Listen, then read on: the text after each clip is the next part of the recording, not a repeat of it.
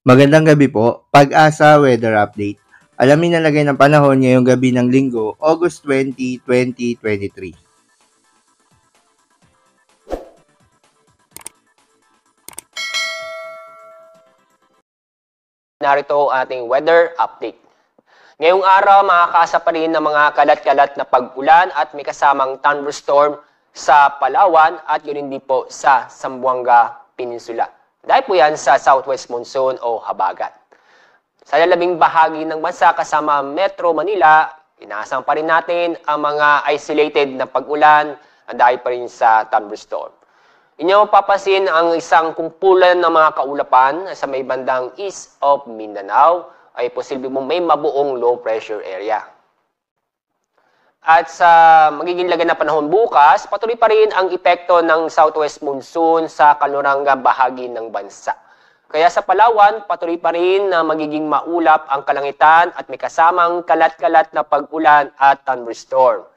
Sa lalabing bahagi ng Luzon, kasama ang Metro Manila, bukas po, fair weather po tayo kung saan ay makakaranas po tayo ng bahagyang maulap hanggang sa maulap ang kalangitan. Pero may tsansa pa rin ng mga sandaling o biglaang buhos na ulan. Sa Visayas at Mindanao, dahil pa rin sa habagat, ay itong western na Visayas, at yung Zamboanga Peninsula ay magiging maulap ang papawirin at inaasahan pa rin natin ang mga kalat-kalat na pag-ulan at thunderstorm.